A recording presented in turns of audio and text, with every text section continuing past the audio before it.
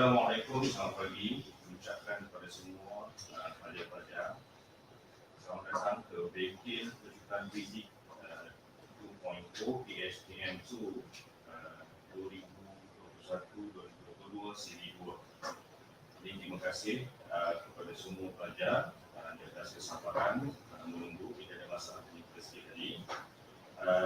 Jadi terima kasih kepada semua pelajar di atas kehadiran pada pagi ini. Jadi untuk makluman semua pada pagi ini merupakan bengkel siri kedua untuk sebagai persediaan PSPM2 kita yang kita akan hadapi pemula esok. Jadi bersyukur kita kepada Allah dengan limpah kurnia dan izinnya dapat kita bersama pada hari ini dalam sesi ilmu. Jadi saya harap semoga sesi bengkel kita ini akan memberi manfaat dan sedikit sebanyak dapat membantu kamu dalam menghadapi PSPM2 pada hari ini.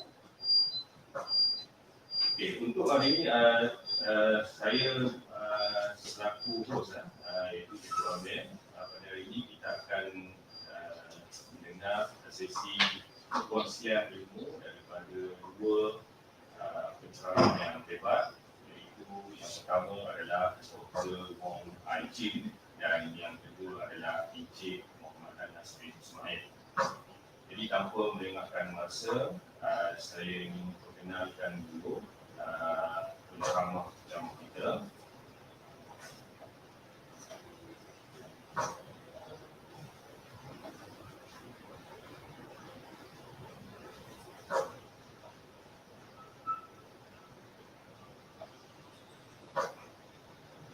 Penceramah yang pertama adalah Dr. Wong Ai Chin. Dr. Wong Ai Chin ini kelayakan Bachelor of Science Education is on dari USM tahun 2007. Kemudian dia melanjutkan pelajaran dalam Master of Education USM pada 2011. Seterusnya Dr. Wong Ai Chin melanjutkan pelajaran dalam Doctor of Philosophy PhD di USM juga pada 2018. Jadi Dr. Wong mempunyai pengalaman yang sangat luas di dalam pengajaran fizik ini, di mana Dr. Wong mempunyai pengalaman selama 15 tahun mengajar subjek fizik. Selain itu, Dr. Wong juga merupakan pemeriksa kertas fizik bagi PSPM1 dan PSPM2. Jadi di situ menunjukkan pengalaman dia sangat luas. Okay.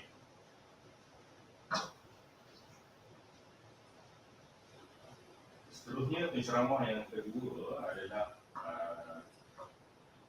Encik Muhammad Anas.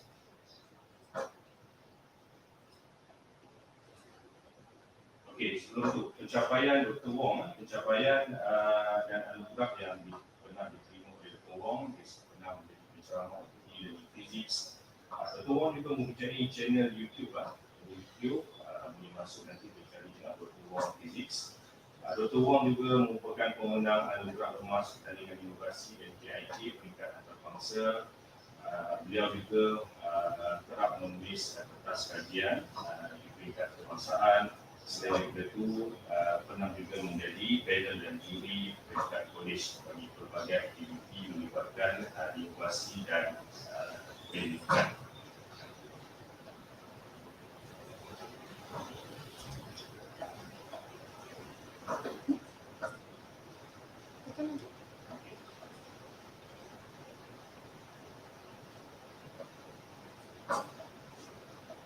Slide keempat.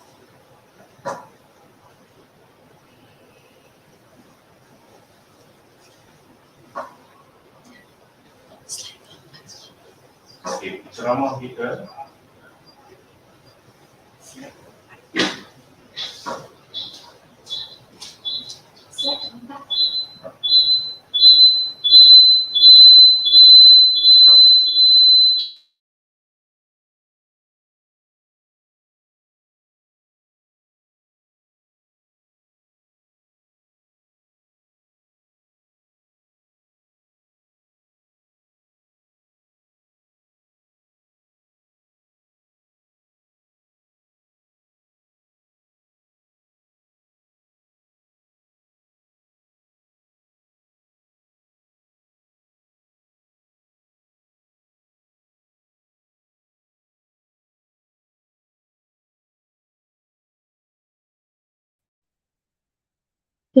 Salam sejahtera dan selamat pagi kepada anak-anak murid semua.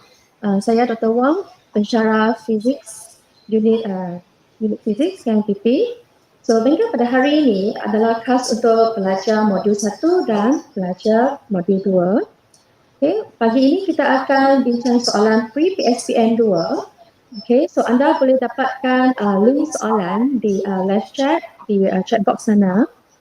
Okay, so soalan pre-PSPM ini mengandungi 10 soalan yang terdiri daripada chapter 1 hingga chapter 11 kecuali chapter 4. Okay, so permarkahan untuk setiap chapter adalah chapter 1 10 markah, chapter 2 3 markah, chapter 3 12 markah, chapter 4 tak ada dalam exam. Okay, chapter 5, 6, 7 dan 8 10 markah. Chapter 9 adalah 5 markah, chapter 10 3 markah dan akhir sekali chapter 11 adalah 7 markah. Okay, so sebelum kita mula bengkel pada hari ini, okay, diminta pelajar yang tengok live ini sila type nama anda dan kelas anda. Okay, kalau anda daripada college lain, anda juga boleh type anda daripada college mana. Okay, so tanpa melengahkan masa, okay, mari kita mulakan bengkel Pecutan pada pagi ini. Okay, selamat maju jaya. Okay, kita start.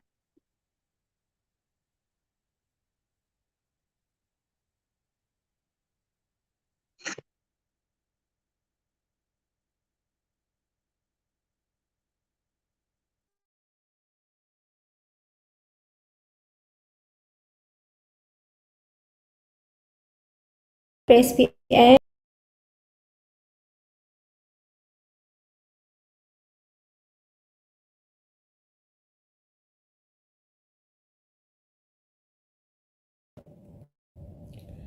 Reminder, always start the questions in a new page. If you are not sure, always refer to the list of equations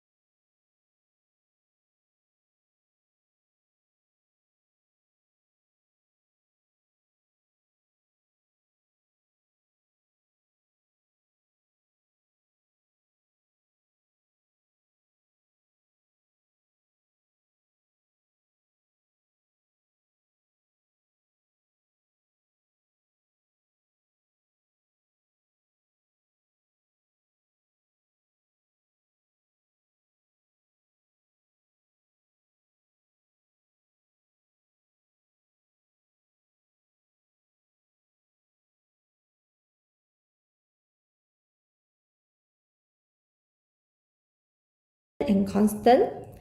Skip the questions that you don't know and move on to the next question first.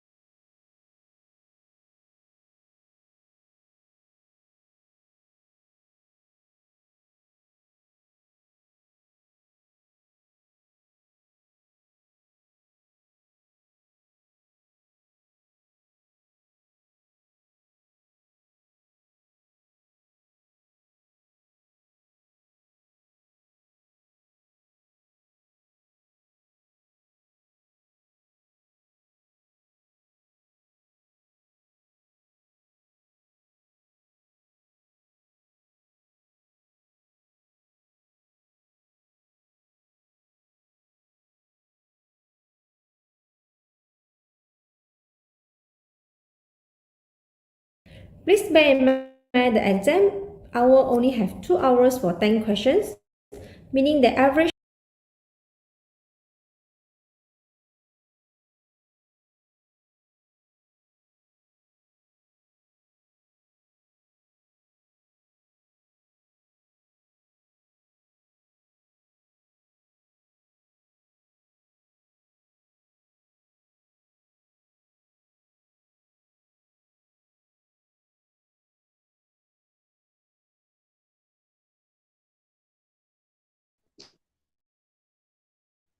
Okay, so minta maaf tadi ada technical problem sikit. Okay, wifi tak ada. Okay, so mungkin kita akan tunggu sekejap ada technical problem sekejap. Okay.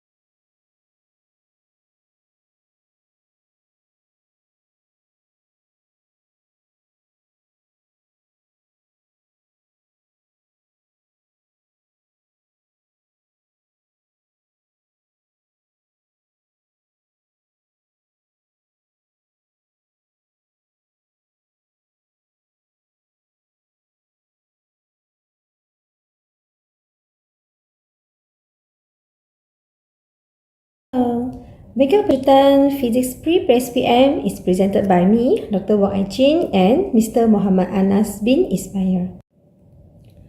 Reminder, always start the questions in a new page. If you are not sure, always refer to the list of equation and constant. Skip the questions that you don't know and move on to the next question first. Please bear in mind the exam hour only have 2 hours for 10 questions, meaning the average one questions only 10 to 12 minutes. Make sure all the answer must have the correct units, so please double check. Good luck! So let's start with Bengkel Pecutan Physics Pre-PSPM2. Questions number 1. Figure 1 shows two charges, Q1 equals to 3 nanocoulomb, Q2 is negative 7 nanocoulomb separated by 8 cm. Calculate the magnitude and directions of the electric field at point P. So if you refer here, point P, we assume that there is a positive charge at point P. Okay, so it's actually easier for us to determine the directions of the electric field. So now Q1 is equals to positive 3 nanocoulomb and Q2 is equals to negative 7 nanocoulomb. So now we want to determine the directions of the electric field. Charge Q1 and P both are positive and positive. Therefore, you will experience an electric field that is acting downward. So we will label it as E1. Next, to determine the directions between Q2 and P.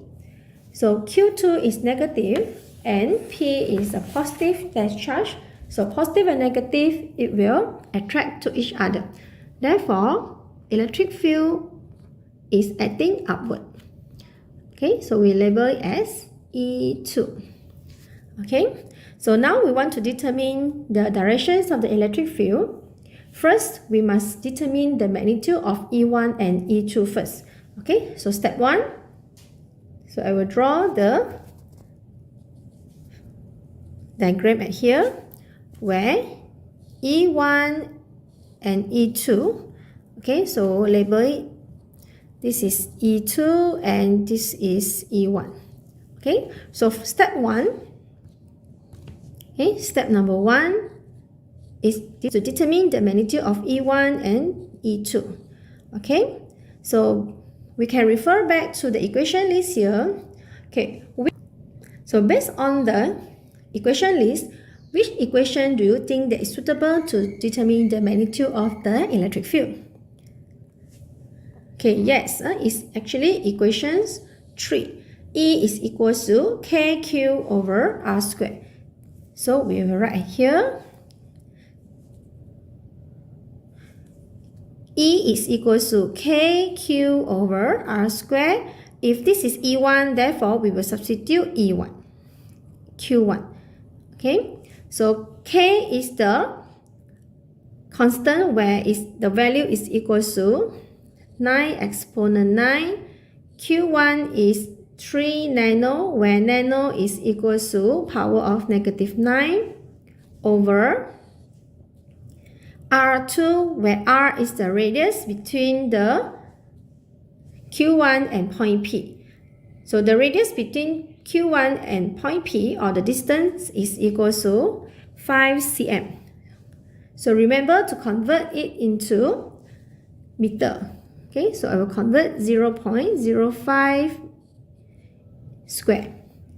Therefore, E1, we will get 1.08 exponent 4 Newton per coulomb. And for E2 is equals to KQ2 over R squared. Again, we substitute in. K is constant value 9 exponent 9. Q2 is negative 7 exponent negative 9. And the distance between the Q2 and point P also is 5 cm. Okay, so over 0.05 meter. Okay, so remember, because we only want to find the magnitude, therefore we will only take the positive value. Okay, so we will modulus the value So the final answer for E2, so the value for electric field on Q2 is equals to 2.52 exponent positive 4 Newton per Coulomb. So this is step 1 where we need to find the magnitude of E1 and E2. Then step 2, okay, we will try to resolve it into X and Y component.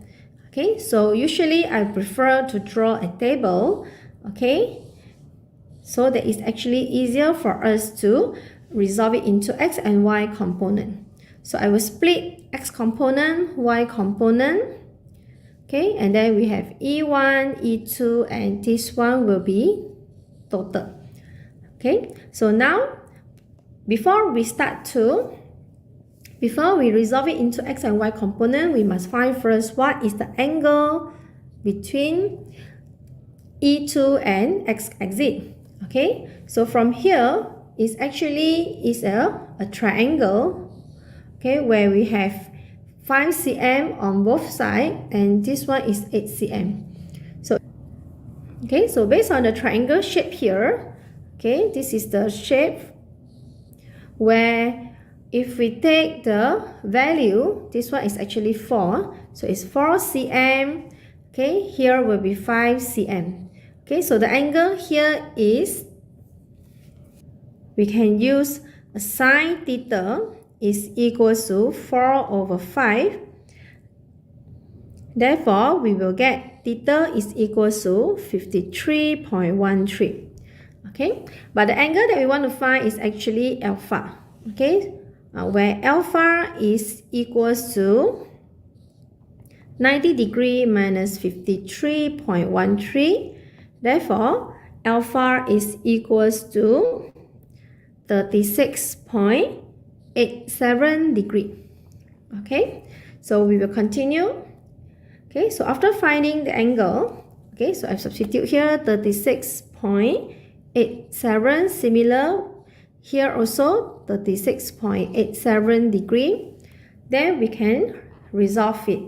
So for E1, okay, so if you refer to the diagram here, E1 is going downward. Okay, so E1 for X exit is positive 1.08 exponent for cos 36.87 degree. For Y component is equals to negative because it's acting downward, negative 1.08 exponent for sine 36.87 degree. Okay, next is E2. Okay, E2 is acting upward in the first quadrant, so we can substitute E2 for X exit is positive 2.52 exponent for cos 36.87 degree. And for Y component, because it's acting upward, therefore is equals to positive 2.52 exponent for sine 36.87 degree.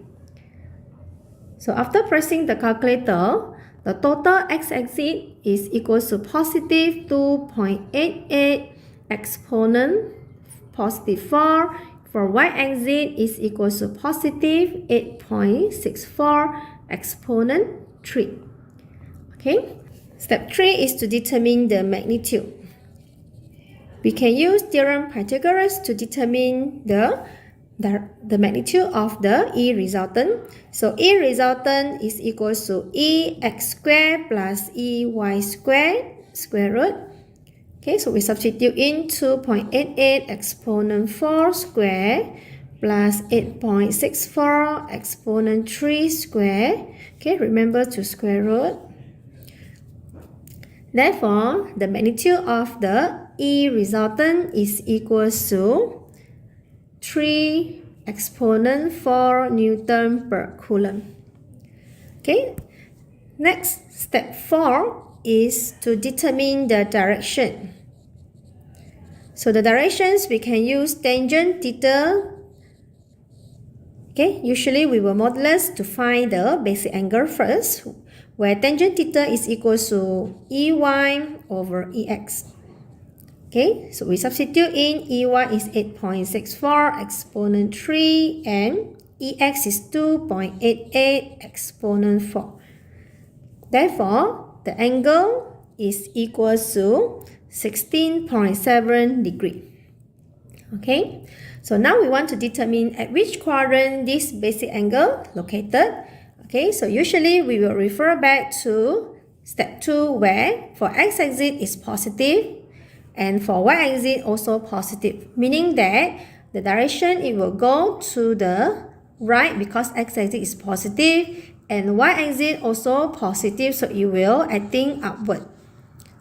Okay, meaning that the directions of the resultant electric field is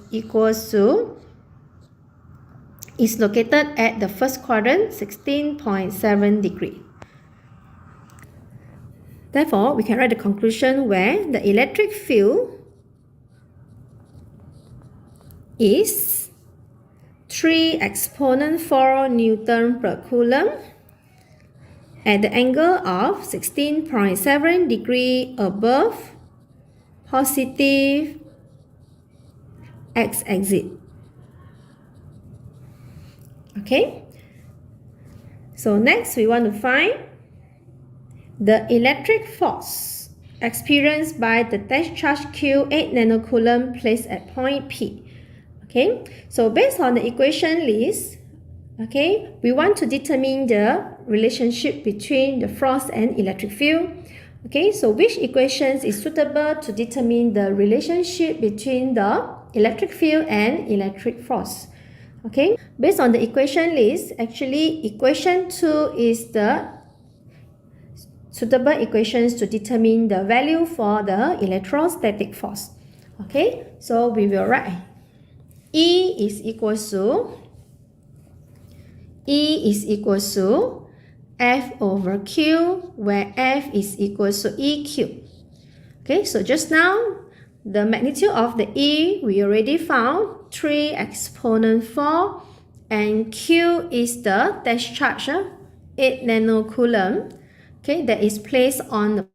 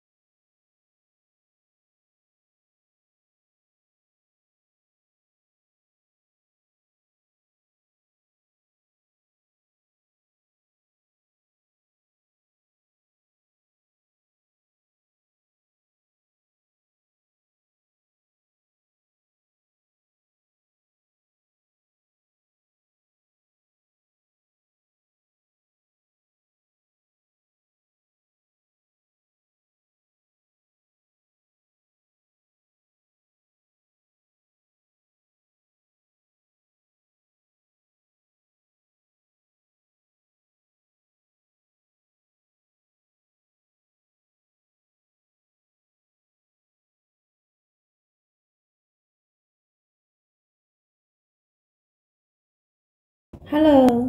Bengkel Pecutan that is suitable to determine the magnitude of the electric field. If 7 exponent -9 and the distance between the Q2 and point P also is 5 cm. We start to, before we resolve it into x and y component, we must find first what is the angle between E2 and x exit.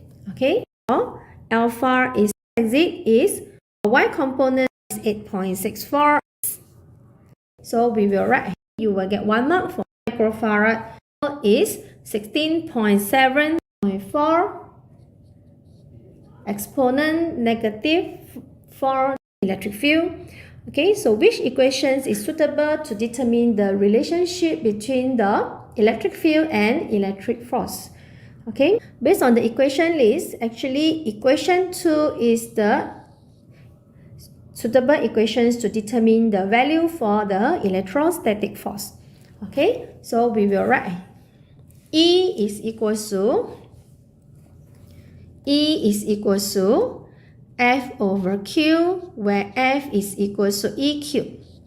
Okay, so just now, the magnitude of the E, we already found 3 exponent 4, and Q is the test charge, 8 nanocoulomb, okay, that is placed on the point P. So I will substitute 8 exponent -9. Therefore, the electric force acting on point P is equal to 2.4 exponent -4 Newton, and the direction is actually same direction with E. Okay, so after finish discussing, okay, let us look at the rubrics or the marks. So number 1 is you need to determine first the value for the angle between the electric field and the x-axis. So this one, you can get 1 mark for the concept. Okay, after that, if you're able to substitute in the value to find the E1, you will get gantian 1 mark. For E2 also gantian 1 mark. And then step 2 is for resolving. Okay, if you know how to resolve it into x and y component, you will get 1 mark for concept. Next is for step 3 to determine the magnitude.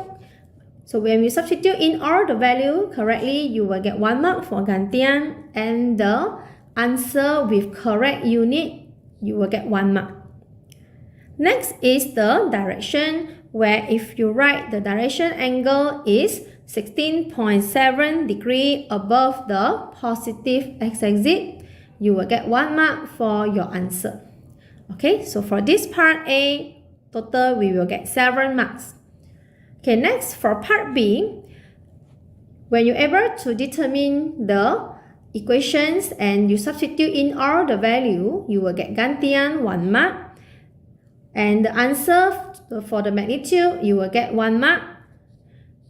Okay, with the correct unit Newton. Next is the directions, where you must write same directions with E, or you must write 16.7 degree above the positive x-axis. Then you will get another 1 mark for the direction. So total is 10 mark. So please mark your answer.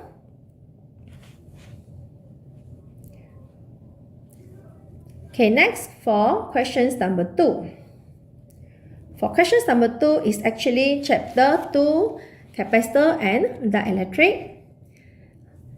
So figure shows that 3 capacitor. Here we have C1 is 5 microfarad, C2 is 10 microfarad, C3 is 15 microfarad are connected in series and parallel.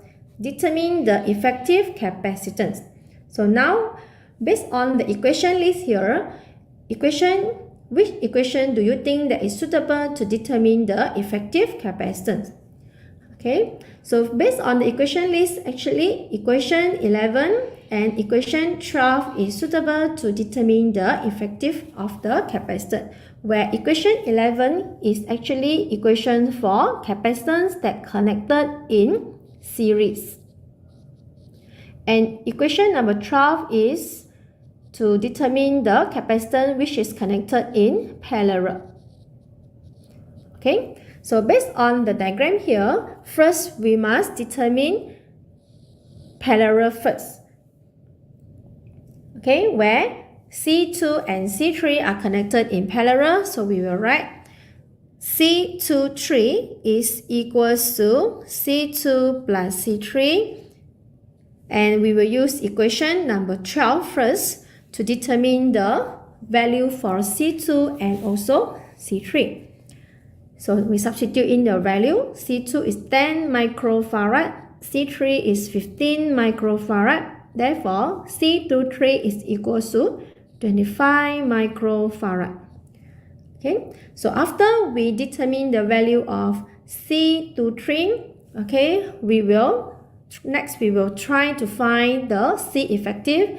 Okay, so our C effective is actually equal to C123 and is actually connected in series. Okay, so we can draw like this. After C2 and C3 combine, we will get the circuit is like that. Okay, this is C1 and this is C23 and they are connected in series. Okay, so if you refer series, we must use equation number 11 where 1 over C effective equals to 1 over C12 equals to 1 over C1 plus 1 over C23 because it's connected in series. Then we substitute in the value. 1 over C1 is 5 microfarad. 1 over C23 is 25 microfarad. Therefore, C effective or C123 is equal to 4.17 microfarad. Okay, so for questions number 2, only 2 marks. So now let us look at the rubrics or the marks for questions number 2. Okay, so first part is when you substitute in the value for C2 and C3, so you will get gantian 1 mark. Next, when you substitute in all the value for C1 and C23, you will also get gantian 1 mark. And the final answer with the correct unit, farad, you will get another mark for jawapan plus unit. Okay, so total is 3 marks. Okay, next we'll go to questions number 3, part A. Figure 3 shows the arrangement of the 6 resistors in a circuit. Calculate the potential difference across the resistor of 4 ohm, resistor of 15 ohm, and resistor of 18 ohm. Okay, so if you refer here, we want to determine the value of the potential difference across 4 ohm, meaning that we want to determine the value here, VAB. Okay, and also we need to find the potential difference CD and also potential difference DE. Okay, so now what should we do is we need to find first the R effective. Okay, because now we already obtained V total. Okay, so we must find everything total first, okay, because later we need to find the I total that will flow through the whole circuit. So now we have V total is equal to 300 volt and we need to determine the value for R total so that we can find the value for I total. Okay, so first step, what should we do is we try to simplify first, okay, this part. Okay, so this part is actually connected, resistor is connected in parallel. Okay, so based on the equation list here, which equation is suitable to determine the R total that is connected in parallel? Okay, so it's actually equations number 27. Okay, so number 27 is when R is connected in parallel, and equation number 26 is when R is connected in series. Okay, so you can always refer to the equation list. Okay, now we want to determine or we want to try to simplify the resistor. Okay, so The total resistor between D and E is connected in parallel. So parallel, I will use equation number 27, where 1 over R is equals to 1 over 9 plus 1 over 18 plus 1 over 30. Therefore, RDE is equals to 5 ohm. Next is to determine the R total for CD. So 1 over RCD is equals to 1 over 10 plus 1 over 15. Therefore, RCD is equals to 6 ohm. Okay, so after simplify all the R total for DE and CD, though the diagram here it will become like this. Okay, so I will draw it here. So this is 4 ohm. Okay, this is AB. And then for CD, okay, it will become 6 ohm. And for DE, okay, this is E, it will become 5 ohm. And you connect it back to the power supply where it's equals to the 300 volt. Next, we want to find the R total or R effective where it's connected in series. So for series, we will use equation number 26, where R is equals to R1 plus R2 plus R3. R1 is 4 ohm. R2 is 6 ohm. And R3 is equals to 5 ohm. Therefore, R total is equals to 15 ohm. Okay, now we can find or to determine the value for I total. Okay, so V total equals to I total times R total, where V total is equals to 300 volt. I total, we don't know. R total is equals to 15 ohm. Therefore, I total is equals to 20 ampere. Okay, so now we can find the value or the potential difference across 4 ohm. Okay, where VAB is equals to IR for AB, where VAB is equals to I is 20 ampere and RAB is equals to 4 ohm. Therefore, it's equals to 80 volt. Okay, so this is the potential difference across resistor 4 ohm.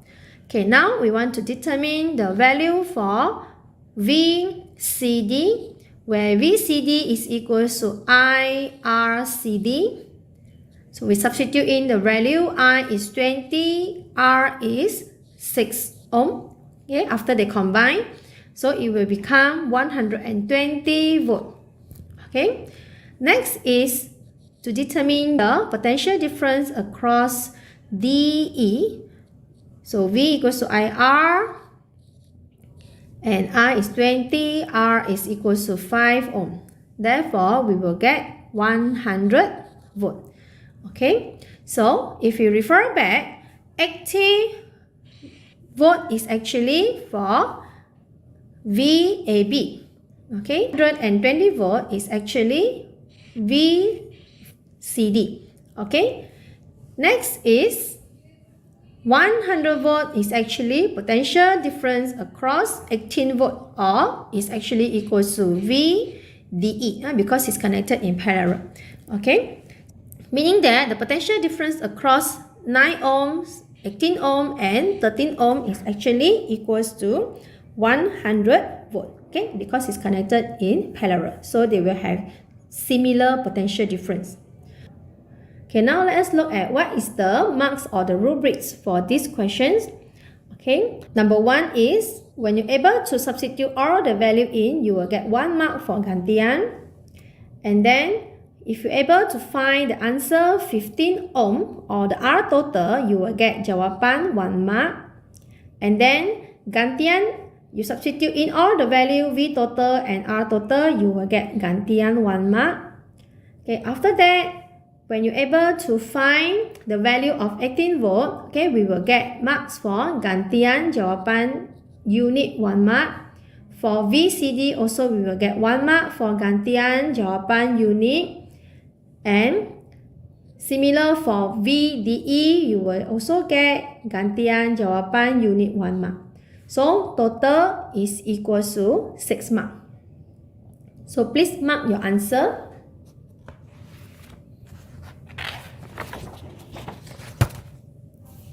Okay, next we'll go to 3B. So 3B, from the figure 4 below, find the value of I1, I2 and EMF2. So based first Kirchhoff law state that total I in must equal to total I out. Okay, so here we have two junctions. Okay, let's say I label it as A and B. Usually the current, it will flow from one junction and then it will flow into another junction. So for example, I1, it will flow out in junction B and then it will passing through 2 ohm and then it will return back to junction A. Okay, so meaning that this part is actually I1. Okay, next is I2. I2 come out from junction B and it will passing through 4 ohm and then enter to junction A. Okay, so meaning that this whole path is actually I2. Next is I3. I3 is coming out from junction A, passing through 6 ohm and then it will enter to junction B. Okay, meaning that this whole path is actually flow by I3. Okay, so now we have already determined the directions of I1, I2 and also I3. Okay, so we can write the equations for the first Kirchhoff law where I in equals to I out. Okay, so if let's say we refer to the junction of part A, okay, so we can write I in equals to I out where I in for junction A is I1 plus I2 and I3 is the current that flow out from junction A. Okay, so this is the first equation where I3 is actually equals to 0.5. So we can write straight away, substitute in the value I1 plus I2 equals to 0.5. So this is the first equation. Okay, next is the loop rules or the Kirchhoff second. Next is the second Kirchhoff law, or we can say it is actually equals to the loop rules. Okay, so before we write the equations, we must determine first the directions of the loop. Okay, so for example, for this loop, loop number 1, okay, so we can write to determine the directions of the loop first. Okay, so usually I will prefer the directions of the loop is come up from a terminal positive of the battery. Okay, so loop 1, I will prefer it will flow in clockwise direction. Okay, and for loop 2, okay, for loop 2, okay, the directions of the loop 2, I will prefer, okay, as I mentioned just now, come out from terminal positive. So loop 2 is flowing in anti-clockwise directions. Okay, so it doesn't matter whether it flow in anti-clockwise or clockwise directions. Okay, because at the end we will get the similar answer. Okay. Okay, so before we try to solve the questions for questions number 3B, let us go through first the sign conventions for the Kirchhoff second law. Okay, so number 1, so here we have 4 cases. So number 1 is the battery. Okay, so here for case 1 is the battery and the loop. Okay, the red color is the directions of the loop. So usually when we want to determine the sign convention for the EMF, we must refer to the loop. So the loop is actually entering to the positive terminal and come out from a negative terminal. Okay, so actually this is a potential drop because it's come out from negative terminal. Therefore, EMF here we must substitute negative EMF. Next, case 2. If we refer to the directions of the loop is entering from negative terminal and come out from the positive terminal. Therefore, this is a positive EMF. Okay, so usually battery we will refer to the terminal of the battery with the directions of the loop. Okay, so this is case 1 and case 2. Okay, next is if let's say we refer to the resistor. So resistor here usually when the current is flowing through the resistor is potential drop because the power or the energy dissipated inside the resistor.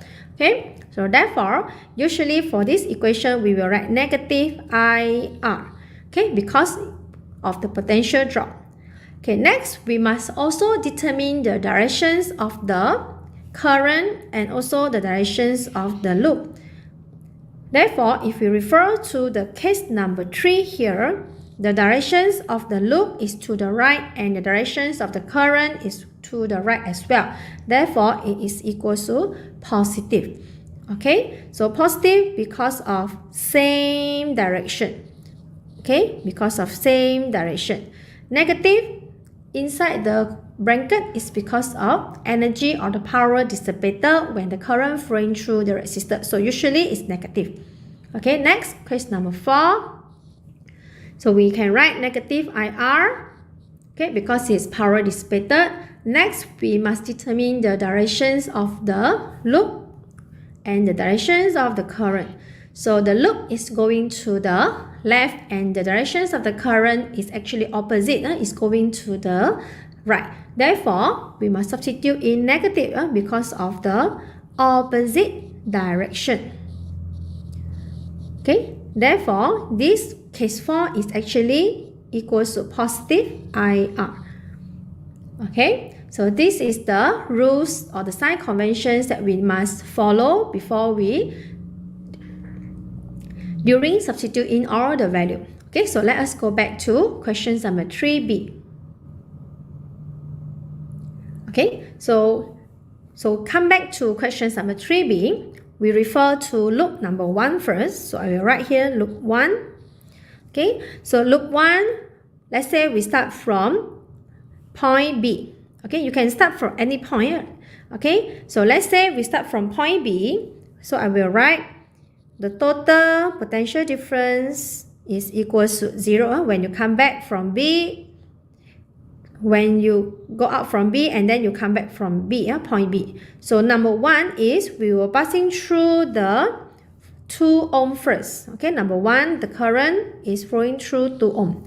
Also, I, negative I is I1, R is 2 ohm. Okay, and you must refer to directions of the loop is going to the left and the directions of the current also going to the left. Okay, both are the same, so it's equals to positive because they are same direction, loop and the directions of the current. Okay, next we will continue. Okay, we will continue to move. Okay, we will continue to move. Okay, we will continue to move and then we will passing through 10 volt. Okay, so 10 volt is the battery. So battery, we must refer to the terminal of the battery and the directions of the loop. Okay, so the directions of the loop actually is entering negative terminal and come out from positive terminal.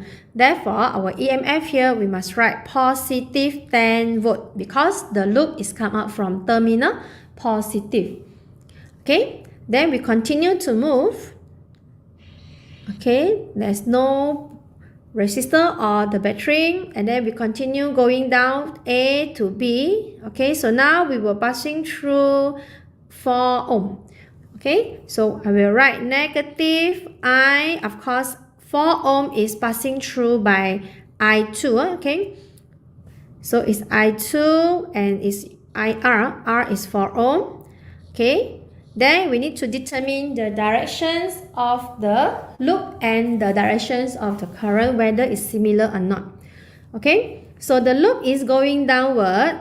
Okay, loop is going downward, but I2 is acting or moving upward.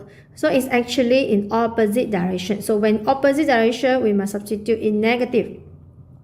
Okay? Then we go back to point B. So when we go back to point B, it is equals to 0. Okay? So we try to simplify equation for loop 1, where 2I1, okay, this one I shift to the other side, minus 4I2 will equals to 10. So this is the second equation. Okay, next is loop 2. Okay, so loop 2, you can start at any point. So, but for me, I prefer start from B. Yeah? So I will go from B, come up first. So start from B, I will passing through EMF 2. Okay, so I will write positive. Okay, so I will substitute in positive E2 because I come out from terminal positive. Okay, remember battery we refer to the terminal, not the directions of the current. Okay, so I will continue to move. Okay, so I will go up. Okay, there's no resistor or battery, and then it will passing through 6 ohm. Okay, 6 ohm is the resistor. So you must write negative I3, R is 6 ohm. Okay, then only we must refer to the directions of the loop and directions of the current that flowing through 6 volt. Okay, so if you refer here, 6 volt is actually passing through by I3. So I3 is moving to the right, but loop is moving to the left. So it's opposite direction. We must substitute in negative because of opposite direction. Okay, so the first negative here is because of opposite direction. The second negative here because of the potential drop, okay, or the energy dissipated inside the resistor. Okay, next, I will continue to move, and then I will passing through the 4 ohm resistor. Okay, so similar 4 ohm resistor, we must substitute negative IR, R is 4 ohm. And this equation is actually passing, and this 4 ohm resistor is actually passing through by I2. So I will write here I2. Okay, next is to determine the directions of the loop and the current. Okay, loop is going downward, okay, and the directions of I2 is acting upward. So again, it's opposite. So I will substitute in negative. Okay, and then come back to point B. So when you come back to point B, it will equal to 0. So I will try to simplify equation for loop 2. Okay, so the equations is equal to 4I2 equals to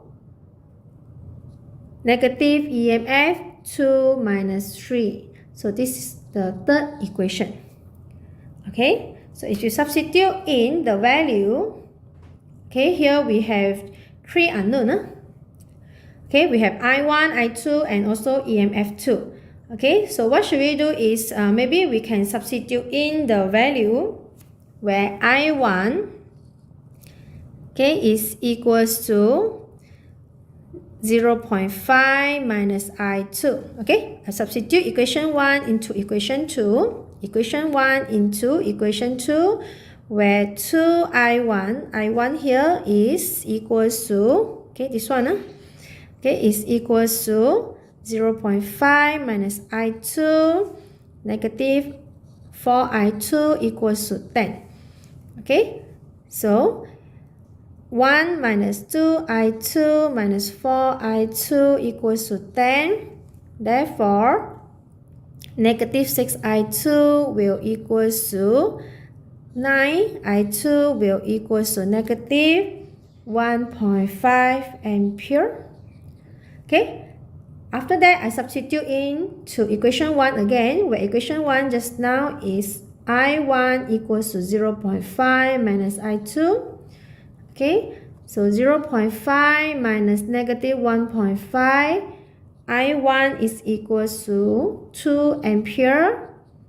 Okay, after that, we will substitute in all the value I1 for I2 into equation 3. So now is equation 3, where equation 3 is 4I2, I2 is negative 1.5 equals to negative EMF minus 3. Okay, so EMF 2 will equals to negative 3 plus 6. Therefore, EMF we will get 3 volt. Okay, so let us mark together. Okay, for question 3b, the first mark that we will get is actually gantian for I1, I2 equals to I3. Okay, so if you're able to get the first equation, you will get the marks for gantian. And then gantian number 2 is from loop 2, where we will get 2I1 minus 4I2 equals to 10. So this is gantian 2. Okay, so you will get gantian 1 mark. Okay, so for the second equations, for loop 1, you will get gantian 1 mark. Loop 2 also, you will get gantian 1 mark. Okay, after that, if you're able to find the answer for I2 negative, okay, 1.5 ampere, you will get jawapan plus unit 1 mark. Okay, remember there's a negative and remember to write the unit ampere. And I1 also we will get jawapan unit 1 mark, and also EMF2 also jawapan unit 1 mark.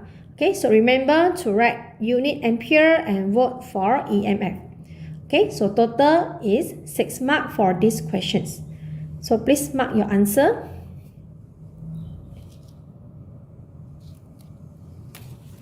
Okay, next for questions number 4 is actually chapter 5, electromagnetic induction. So question number 4a, figure 5 shows a square coil of the size 10 cm and resistor 2 ohm placed in a uniform magnetic field of 10 Tesla directed perpendicularly to the coil. If the magnetic field is reduced to 0 at a constant rate of 4 milliseconds, what are the magnitude and directions of the induced current? Okay. So in order to determine the I value for I induced, okay, we must find EMF induced first, because I induced is equals to EMF induced over resistor. Okay, so if you refer back here, EMF induced, we have 3 types of EMF reduced. We have 3 types of induced EMF. The first one is for a straight conductor, okay, where the straight wire or the straight conductor equation EMF is equals to BLV sine theta. The second one is for a coil. EMF is equals to negative NA dB over dt, where the magnetic field change, or negative NB dA over dt, where the changes of the area. Okay, and third one is for rotating, where rotating EMF is equals to NBA omega sine omega t. Okay, so these are the 3 equations that we will use to determine the value for induced EMF. So for this case, it's actually a coil, a square coil, where initially is inside the uniform magnetic field with 10 Tesla. So meaning that B initial is 10 Tesla. And after that, okay, after 40 milliseconds, the magnetic field is reduced to 0. So meaning that B final is equals to 0 Tesla after 40 milli. Milli is power of negative 3 seconds. Okay, so which equation do you think is suitable to determine the value of EMF? Okay, so of course is equation number 2, where EMF equals to negative NA dB over dt, because B is changing. Okay, so we can use the equation EMF equals to negative NA B final minus B initial over T. So we substitute in negative N. Okay, here we only have 1 coil, so N is equals to 1. Area is 10 cm multiplied with 10 cm. So it's 0.1 times 0.1. B final is 0, B initial is 10 Tesla, and time taken is 40 millisecond. Therefore, the induced EMF, we will get the answer is equals to 2.5 volt. Okay, so this is the magnitude. Okay, next we want to find the value for the induced current. So I will substitute in 2.5 over the resistor is 2 ohm. Therefore, the induced current is 1.25 ampere. Okay, so this is only the magnitude. Next, we want to find the directions of the induced current. So initially, inside the coin, B is into the page. Okay, so now, after 40 milliseconds, the magnetic field is reduced to 0. Okay, so if we follow by Lenz's law, okay, we will try to oppose the changes. So now we must use the right hand grip to determine the direction. Okay, so when you use the right hand grip, your finger is into the, okay, we try to maintain back the magnetic field that into the coin. Okay, so if you use right hand grip, where right hand grip here, okay, thumb is the directions of the induced current, and the finger here is to determine the directions of the magnetic field. Okay, so if you grab the wire, okay, let's say this is the wire, okay, when you grab it here, okay, when you grab here and the finger is into the page, okay, you will find that actually it is flowing in the clockwise direction. Okay, so the directions of the induced current is actually flowing in clockwise direction by using the right hand grip. Okay, so let us check the answer for questions number 4A.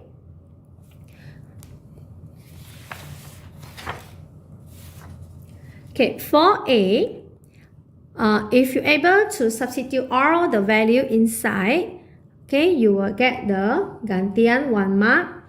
And then, if you're able, next for induced current, if you're able to substitute the value of induced EMF and R, you will get gantian 1 mark. And the final answer is 1 mark. Jawapan unik 1 mark. And finally, the directions clockwise also you will get 1 mark for jawapan. So for this part, total is equals to 4 marks. So please check your answer. Okay, next we will go to questions number 4B. An ideal solenoid consists of 100 turns per cm. Okay, so N is equals to 1000 over 1 cm. So cm I will convert it into meter. Okay, it's wound around an air-filled cylindrical structure. The solenoid of 2 cm long and the cross-sectional area 1.8 cm squared, and a current of 2 ampere passes through the wire. Okay, so meaning that our solenoid here initially is given the length is in 2 cm and the cross-sectional area is given 1.8 cm squared. Okay, and also we have the number of turns per unit length and also the current, the value of I also we have. Okay, so number 1, calculate the magnetic flux linkage in the solenoid. Okay, so this is actually not link, it's actually linkage. Okay, so magnetic flux linkage here is equals to, okay, so let's look at the equation list. Okay, so based on the equation list, which equation is the magnetic flux linkage equation? Okay, so actually it's equation number 41 and equation number 42, where the magnetic flux linkage is equals to N flux and magnetic flux also equals to NBA cos theta. Number 1, magnetic flux linkage is equals to NBA cos theta, where N is equals to 2000 turns, okay, because the question already mentioned, when we have 1 cm, it can have 1,000 turns of wire. So now we have 2 cm, meaning that it can wound 2,000 turns of the wire. Okay, so it's 2,000 turns of the wire because it's 2 cm. B, we don't have, but we know that B for the solenoid equation is equals to mu naught N I. Okay, so I substitute in mu naught 4 pi exponent negative 7. N is given just now 1,000 turns per cm. So it's 1 exponent negative 2, convert it into meter. A is the area, so it's 1.8 cm square, so we need to convert it into meter square.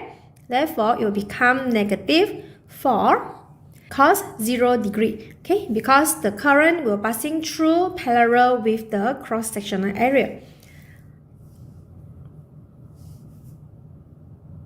Okay, therefore, magnetic flux linkage is equal to 0.0905 Weber.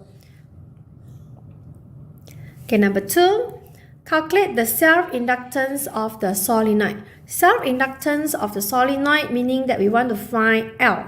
Okay, so we must refer back to the equation list. Okay, so when we go back to the equation list, which equation do you think is suitable to find the value for self-inductance? Okay, so we have 49, 50, 51, okay, where 50 is the self-inductance for the coin, 51 is the self-inductance for the solenoid. Okay, so actually we can use the equations number 51 or we can use the equations number 49. Okay, both you will get the same answer. Okay, so it depends on which equation do you think is much more easier.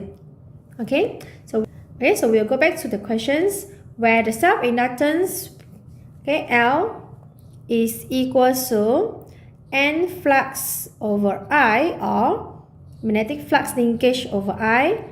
Okay, for the equations, so I will use equation number 49 since I already obtained the magnetic flux linkage. So I will substitute 0.0905 and I is equals to 2 ampere. Okay, I is equals to 2 ampere. Therefore, the self-inductance is equals to 0.0452 or 4.52 exponent negative 2 Henry. Okay, and the last questions is calculate the energy stored in the inductor. Okay, so energy stored in the inductor equation is half Li squared. So I will substitute in half.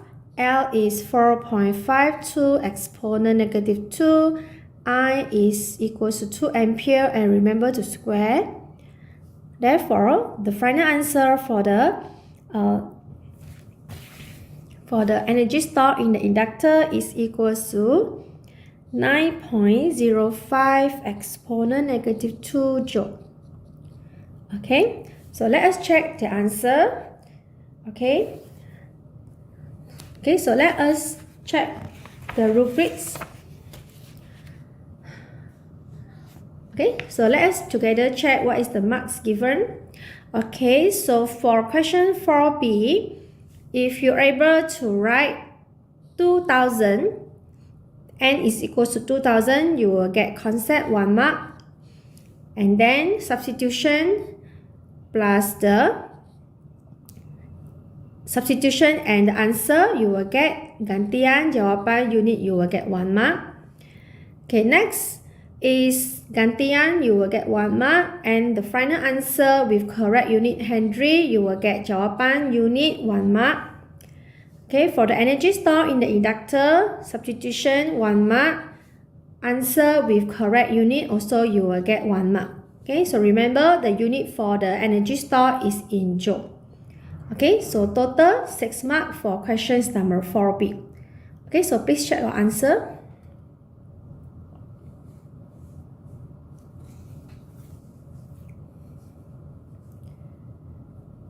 Okay, next we'll go to questions number 5.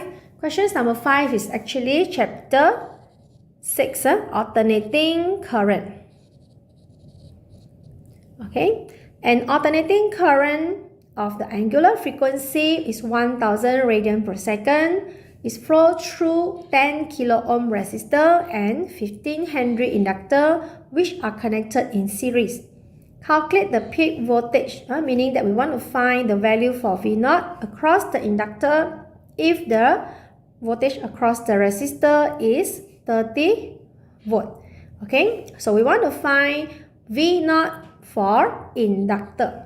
Okay, so this is the diagram where we have the inductor and also we have the resistor is connected series with alternating current. Okay, so this is L, this is R, this is VL, this is VR, and here will be V source. Okay, and just now the question already mentions that the angular frequency omega is equals to 1000 and the inductor is equals to 15 Henry. Okay, so inductor here is not XL, it's L. Okay, and the resistor given is 10 kilo ohm. Okay, so now we want to find the value for the voltage across the inductor. So what should we do is we need to find first what is the value for I, because V equals to IR. So number 1, okay, we can use the equations VR equals to IR, okay, because we notice that the VR value is given 30 volt, I we don't know, and the resistor is 10 kilo ohm.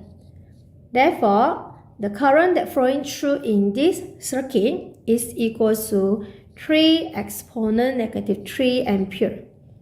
Okay, and the value that and this value is only RMS because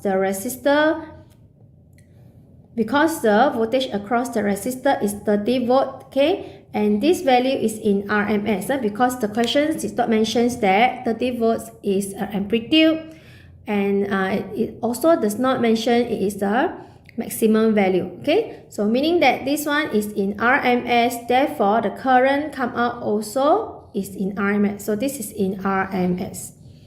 Okay, so in order to find I0, okay, we can use square root RMS to find the value for the maximum value or the peak value for the current. So I substitute sub 2, IRMS is 3 exponent 3, therefore I0 is equals to 4.24 exponent negative 3 ampere. Okay, then we can use VL equals to IXL to determine the value for VL. Okay, so I0, okay, because this is I0, therefore later the value for VL also is a maximum value. Okay, so I substitute in I0 first, where it's equals to 4.24 exponent negative 3, and XL we need to find it by using the equation XL equals to 1 over omega L. Okay, so 4.24 exponent negative 3, 1 over omega is 1000, L is 15. Okay, therefore the potential across the inductor is equals to 63.64 volt. Okay, so let us mark together for questions number 5A, where number 1, okay, if you're able to find, okay, if you're able to substitute in the value, you will get gantian, 1 mark, answer, you will get 1 mark, and then if you're able to find the value for gantian for the gantian for the current, you will get 1 mark. Answer also you will get 1 mark. And the final answer for the peak voltage across the resistor also you will get 1 mark with the correct answer with the correct unit, you will also get 1 mark. Okay, Okay, some students, they may use a different method. Maybe they will use first, okay, after finding the IRMS, they will straight away use VL RMS equals to IRMS XL. Okay, so by using this method, okay, you will get answer is 45 volt. Then only we find V0 equals to square root VRMS, okay, or square root multiply with 45, then you will get 63.64 volt. Okay, so similar, okay, you also will get full marks, meaning that gantian to find the value for IRMS, you will get 1 mark, IRMS, you will get jawapan 1 mark, and then VL, you will get 1 mark for the answer with correct unit, and then gantian, you will get 1 mark for concept and also 1 mark for the final answer. Okay, so similar. Okay, so either you use this method, okay, you find I maximum first, or you can use IRMS to determine the value for V0. Okay, so similar, you will get the same answer. Okay, next we will proceed to question number 5B, where 5B is a voltage V is equals to 10 sine 100t is applied across a 5 microfarad capacitor, where V is in volt and T is in second. So number 1, determine the voltage when T equals to 5 seconds. Okay, so we can substitute in the value where V is,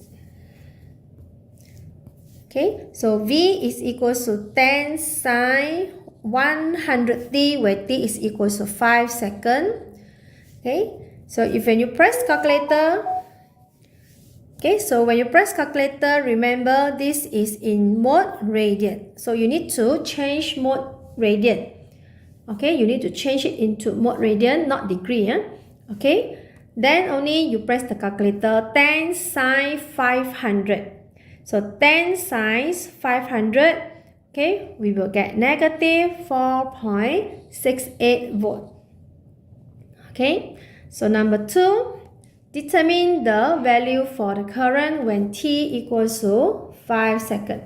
So based on the phasor diagram for the capacitor, when I start from 0 degree, okay, VC lags I by 90 degree. Okay, so meaning that when I start from 0 degree, VC is lag below. Okay, or I leads, leads meaning mengetuai, leads VC by 90 degree. Okay, so here we can write VC or we can write XC. So now when you want to find the current, meaning that we know that the current is leading VC or XC by 90 degree. Okay, but the equation that they give to us for this case, VC is in sine. Okay, so meaning that when VC is sine, okay, sine meaning that the graph, okay, should start from 0 degree. Okay, so our VC is at 0 degree. So when VC at 0 degree, where should I? Okay, where should I be? Okay, if you refer here, if VC is at here, okay, meaning that it will shift upward, and it will shift to 90 degree. Okay, so meaning that your okay, it will shift to this side. Okay, so if you draw the graph, meaning that it will start from a cos graph. Okay, so this is I, and the blue color is VC. Okay, and both of them also have 90 degree phase difference.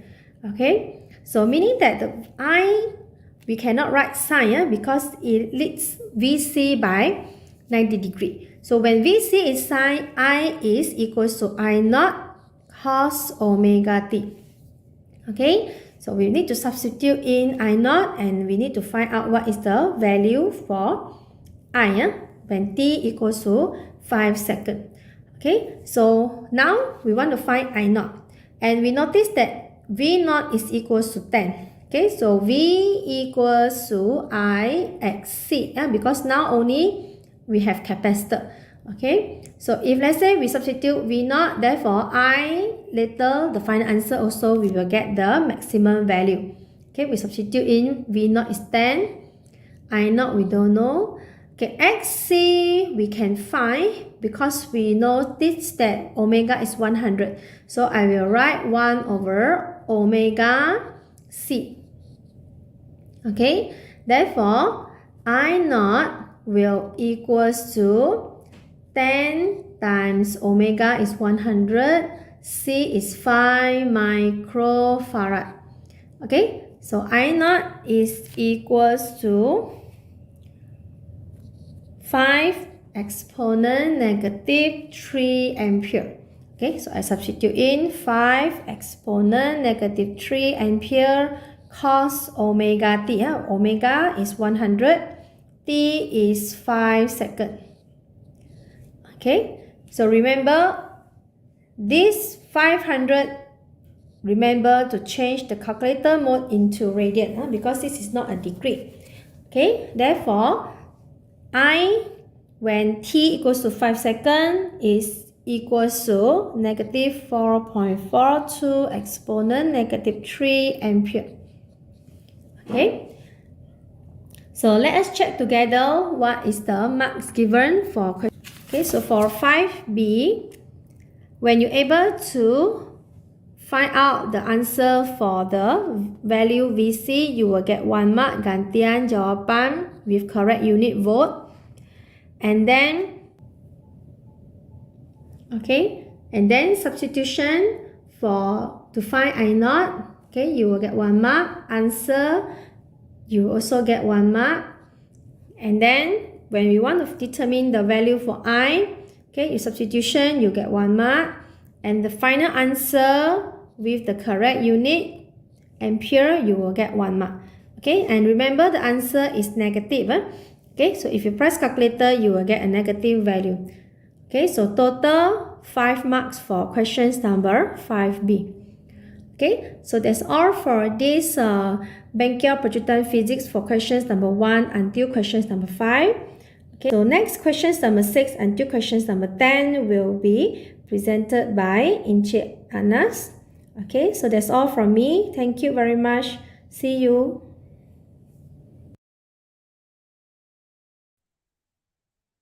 Okay, baik semua pelajar. Okay, so setakat ini kita dah bincang soalan 1 hingga soalan 5. Okay, nanti soalan 6 hingga soalan 10 akan dibincang oleh Encik Anas. Okay, so sebelum itu kita ada satu sesi quiz. Okay, so pelajar sila bersiap sedia. Okay, so sila type jawapan, nama dengan kelas anda di dalam chat box. Okay, so pelajar yang menjawab jawapan yang tepat, paling tepat dan paling cepat akan dapat hadiah lah. Okay, kami telah sediakan 2 hadiah untuk pelajar. Okay, so jangan lupa type nama, kelas dengan jawapan. Okay, so soalannya ialah, okay, what is the unit for inductive reactance? Okay, so sila jawab. Jangan lupa type nama, kelas dengan unit yang betul. Okay, what is the unit for inductive reactance? Okay, so sila jawab sekarang.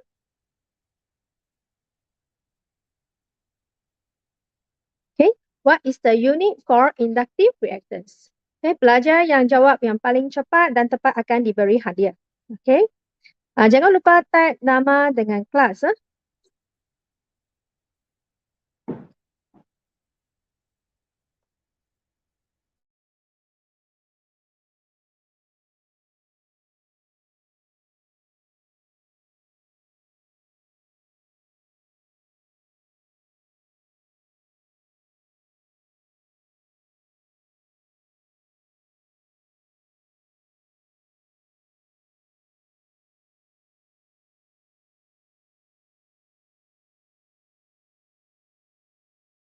Kepada pelajar.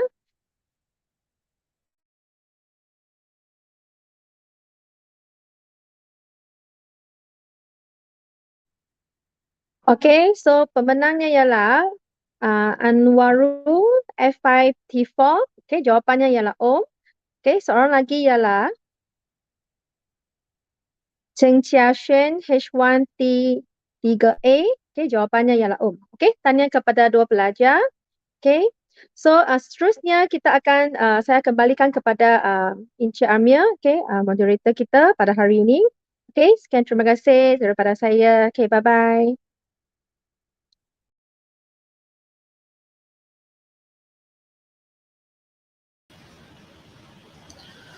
Okey, terima kasih diucapkan kepada Dr. Wong Ai Chin di atas perkongsian maklumat tadi dan perkongsian ilmu tentang cara-cara menjawab soalan PSPM2 melibatkan soalan nombor 1 hingga soalan nombor 5. Jadi seterusnya kita akan teruskan dengan penyelesaian untuk soalan nombor 6 dan hingga nombor 10 yang akan disambung oleh Encik Muhammad Anas bin Ismail.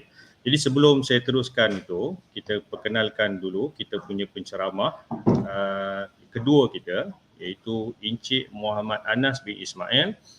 Kelayakan dia dalam Bachelor of Science in Physics di University of Surrey, UK.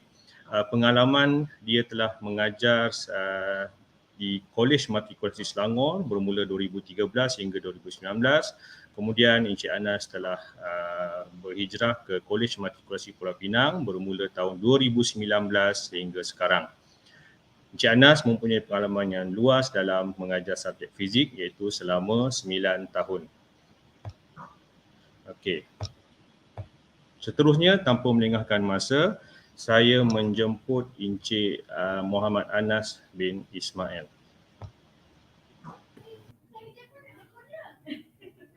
Baik, Assalamualaikum dan salam sejahtera kepada semua pelajar. So untuk seterusnya, kita akan sambung untuk soalan ke-6 dan sehingga ke soalan ke-10. So let's start for question number 6. So in question number 6, given to you is a mirror with a focal given as f. And from the question state that the mirror produces a magnification of 2 and the person face is 15 centimeter away.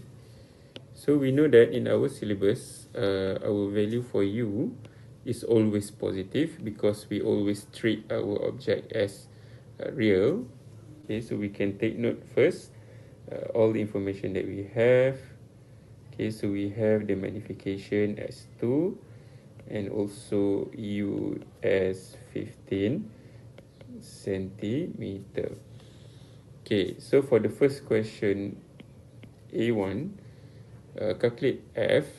Okay, so from our equation provided, okay, we have equation number 67, okay, and 68 here, okay, that we are using. Okay, so the first one, from the value of m, okay, we have equals to 2, and we can see that m here can be written as negative v per u. So we can equate this one with v over u.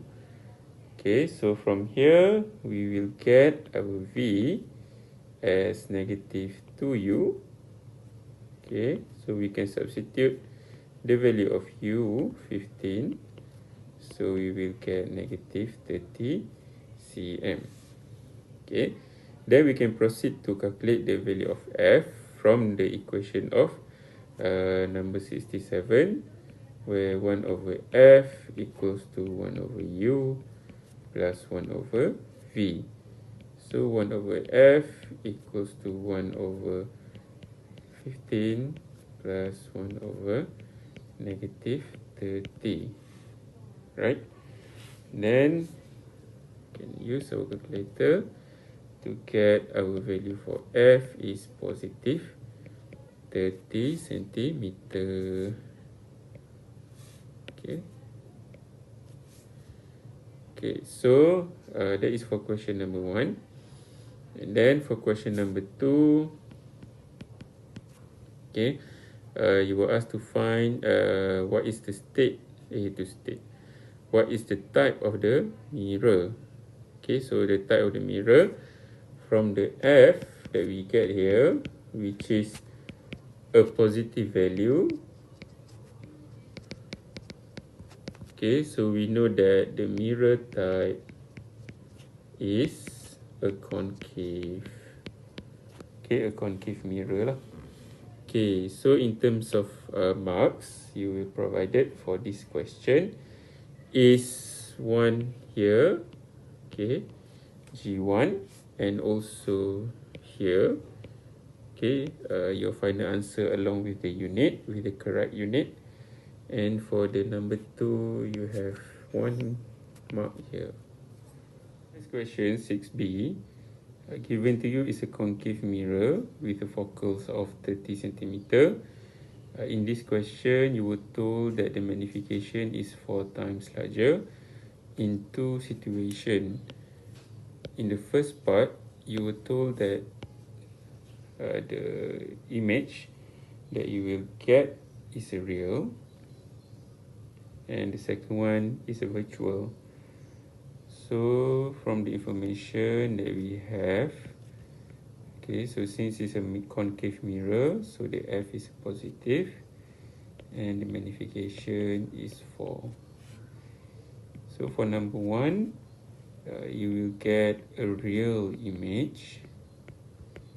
So the characteristic of the real image is, okay, the first thing, they must be inverted. Okay, so real image is always inverted. So giving us the value of M as negative 4. So the negative value for magnification tells us that the image is inverted and also real. Okay, so we can use the equation number 68. Okay, so M is equals to negative 4 equals to V over U. So V equals to 4U. And then we can use the equation 67. Okay, 1 over F equals to 1 over U plus 1 over V. So we have here 1 over F, 1 over 30. Okay, plus 1 over V is 4U. So we can use our calculator to get the value of U, which is positive 37.5 centimeter. So the value of positive here tells us that the location of the object is, okay, in front of the mirror.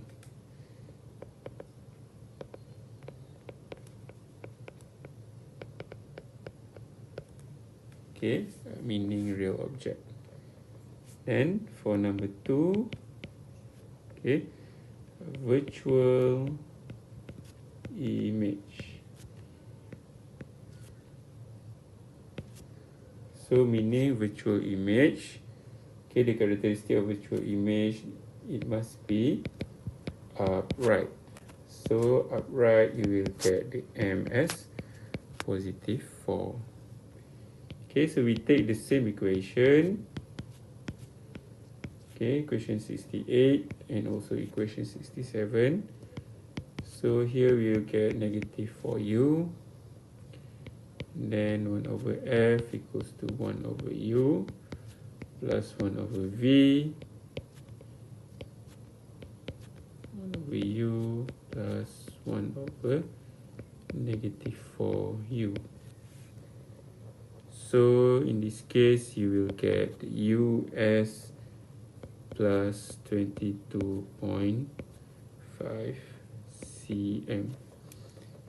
Okay, so since this value of U also positive, so meaning the position is in front of mirror. Okay, as you can see here, different location will produce a different image. Okay, so for this question, the first mark is given here, okay, for the substitution, and also this one. Okay, final answer. And the same as for the second one, B2. So you get G1 here and also J1 here. Okay, for question 6C, you were given the focal length of a biconvex lens with a refractive index of 1.5 is 20 centimeter. So we can take note of the information. Okay, the F is 20 centimeter. Okay, and lens equals to 1.5.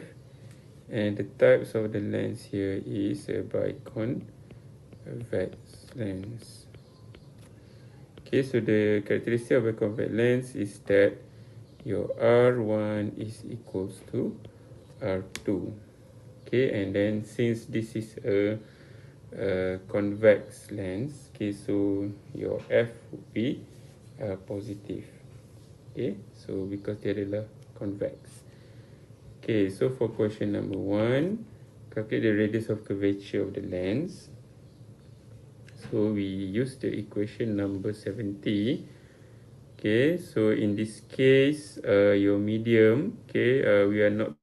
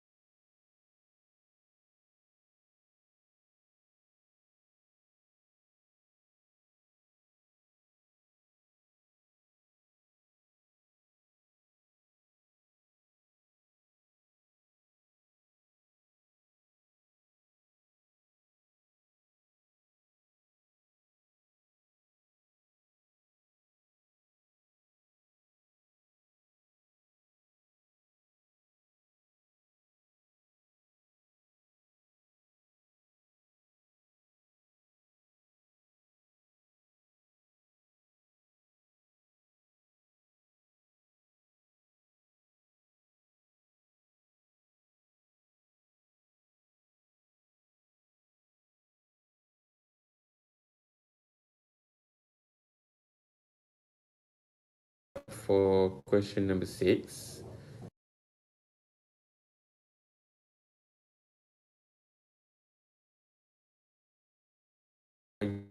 For question 6C, you were given the focal length of a biconvex lens with the refractive index of 1.5 is 20 centimeter. So we can take note of the information. Okay, the F is 20 centimeter. Okay, and lens equals to 1.5. And the types of the lens here is a biconvex lens. Okay, so the characteristic of a convex lens is that your R1 is equals to R2. Okay, and then since this is a convex lens, okay, so your F would be positive. Okay, so because dia adalah convex. Okay, so for question number 1, calculate the radius of curvature of the lens. So we use the equation number 70. Okay, so in this case, your medium, okay, we are not being told the medium. So the medium here would be air. Okay, which is equals to 1. Okay, equals to 1. So from the equation, 1 over F, okay, material bahagi N medium is 1. Okay, 1 over R1 minus R2. Okay, so your F is 20. Okay, so your N material is 1.5 divided by 1 minus 1. Okay, so the first one would be positive R1 and the second one would be negative R. Okay, so since both are the same, so we can just use R lah, okay, to make it easier. So from here you will get the value of R as 20 centimeter. Okay, so why does we get R1 as positive, R2 as a negative? Because if we consider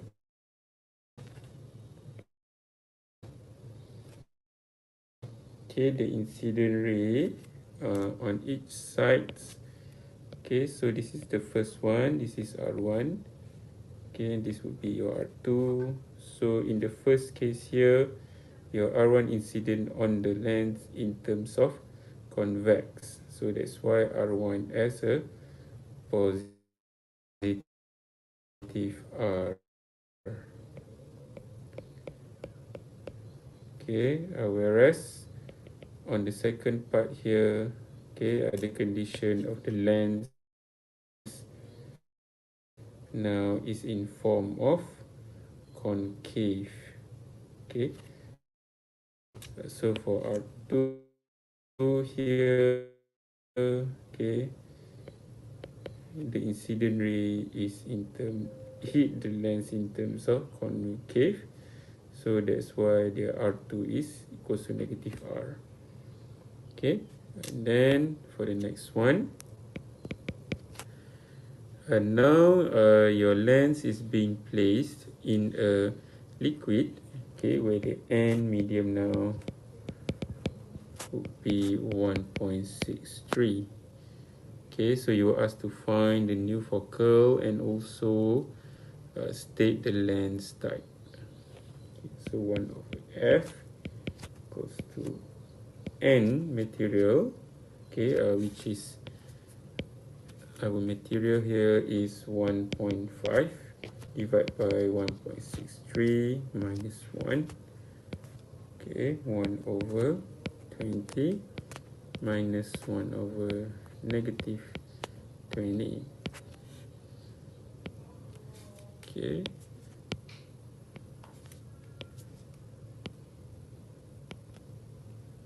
So from here, negative 125 cm. Okay, so negative focal length is equivalent to Okay, so you will get a diverging lens, okay, with a focal length of 1 to 5 centimeter. Okay, in terms of marks, okay, on this part we have 1 marks, okay, for the substitution, the final answer along with the units. On the second part, here you get J1 and also J1, okay, for the lens type. Okay, so for question number 7, the info given to you is the distance between the slit and the screen, and then the separation between the slits and also the lambda. Okay, so the first question asks you to find what is the fringe separation. So we can use the equation number 73. So we already given the value of d, then small d, also the lambda. So we just substitute in the equation number 73, lambda d per d equals to 589 times 10 to the power of negative 9 times with 2 divided by 0.5 times 10 to the power of negative 3. So your answer for this one would be 2.36 times 10 to the power of negative 3 meter. The next question asks you to find the separation between the first dark fringe and the second bright fringe. So you have to find for the dark first. So the dark is given by the equation 72. And since the question said that the first dark fringe, so first dark fringe would be correspond to the order of 0. Okay, so we use Ym for dark, which is this one. Okay, this is for dark. Okay, so Ym equals to m plus half lambda d over d. So 0 plus half 589 times 10 to the power negative 9 times 2 divided by d 0.5 times 10 to the power negative 3. So you will get the value for Ym for dark, okay, 0th order, as 1.178 times 10 to the power of negative 3 meter. Then we have to calculate for the second bright fringe. So for second bright fringe, we will use this equation 71. Okay, so this is for bright. So for bright, you will get second bright. So for second bright, your order would be 2. So Ym equals to m lambda d over d. 2589 times 10 negative 9 times 2 divided with 0.5 negative 3. So for bright order 2, the value would be 4.712 times 10 negative 3 meter. Okay, then we can find the separation between the bright and the dark. So the separation between equals to y2 minus y0, which is 4.712 minus 1.178 times to the power negative 3. So it would be equals to 3.5, 3 times 10 to the power of negative 3 meter. Okay, so in terms of the marks, you will get 1 marks. Okay, for the first part, GJU1. Next, you will get this one for the concept, okay, as well as for this concept, okay, where you substitute the value of M here, okay, as well as for this one, okay, and then you another have 1 mark here, okay, and this is the last mark for this question. For question 7b, a monochromatic light of lambda 680 nanometer incident on a diffraction grating.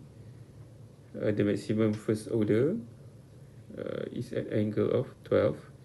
So calculate the lines per centimeter of the diffraction grating.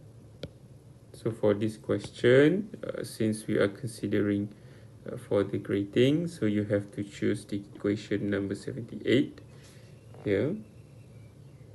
Okay, so our lambda here is 680 nanometer, order is 1, and the angle is 12 degree. Okay, so d sine theta equals to n lambda. So we can find d first, sine 12 degree, okay, equals to 1 times 0 times 10 to the power of negative 9.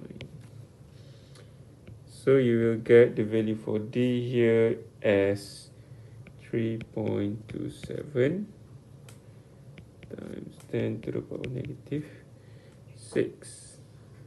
Okay, so d here is the distance, okay, per lines, okay, where d equals d relates to 1 over n.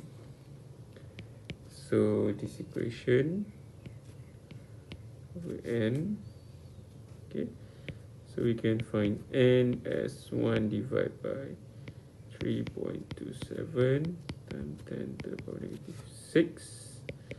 So you will get n as 305,810, okay, lines per meter.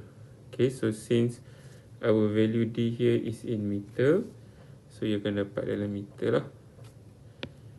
Okay, so we can find in terms of centimeter. So in centimeter, we will divide with another 100. So your n would be 3058 lines per centimeter. For question C, what is the least thickness? Okay, what is the least thickness of the soap film that appear bright? Okay, when using the sodium light reflected perpendicular to the film, the refractive index for the soap solution as 1.3. So in this case, okay, we will use the equation of 75. Okay, so for thin film, the bright one is the equation 75, and the dark one is equation 74. Okay, so we have, okay, the words least thickness, okay, is actually referring to what order lah. Since this is a bright where we have m plus half, so here we can substitute m as equals to 0 because you have the half here. So that would be your lowest order lah you can get, which is 0. M0. Okay, so your lambda is 589.3 nanometer, and the n here is 1.3. Okay, so we use equation 75 to nt equals to m plus half lambda. So 2 times 1.3 T0 plus half times with 589.3 negative, negative 9. Okay, so giving you the answer for T here as 1.13 10 to the power negative 7 meter. So in terms of the marks, you will get for the previous one, okay, you will get G1 here, also JU1 here. As for the C, you will get K for the concept, G, and also JU1 here. Number 8, okay, the question said that there is no current flow, okay, when the lambda of the EM radiation is greater than 570 nanometer. So the question 1 asks you to find what is the work function. Okay, so work function is referring to the equation 82. Okay, so we can write the value that we have here, no current flow. Okay, so your lambda here would be 570 nanometer. So number A, work function W naught equals to HF naught. Okay, so since we didn't have the frequency, what we can do is we can refer to the equation of AT here. Okay, so as we can see that rather than we write HF naught, we can also write in terms of HC over lambda. Okay, but since we are using the naught, okay, the symbol of the small o here, so we can write in terms of lambda naught. Okay, so we will get, okay, the constant for H is 6.63 negative 34 times speed of light, okay, and divide by 570 times 10 of negative 9, so you will get 3.49 times 10 to the power of negative 19 joule. Okay, so since the question specifically asks for electrovolt, so you have to change. So we can divide by 1.6 times 10 to the power of negative 19, okay, in order to get in terms of electrovolt. So the answer would be 2.18 eV. Okay, so the mark here is given as, okay, the first one here for the substitution, also the last one here for the final answer. For question number 2b, for question number 8b, okay, the stopping voltage required if the light of the lambda 400 nanometer is used. Okay, now your lambda is 400 nanometer, and we know that there is a photoelectron.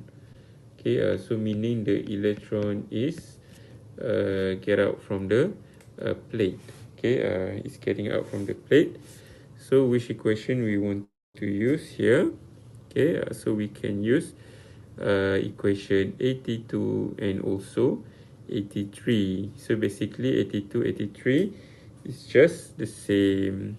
Okay, so since we already have our W naught, so why don't we just use equation 83 Okay, because kita dah ada nilai kat sini. So we have here is stopping potential. Okay, we want to find what is the stopping potential. So EVS equals to HF minus W naught. So we can write HF in terms of HC over lambda as on equation 80. Okay, so we will get like this. So we want to find what is VS. So VS equals to 6.63 times 10 to the power negative 34 times 3 10 to the power of 8.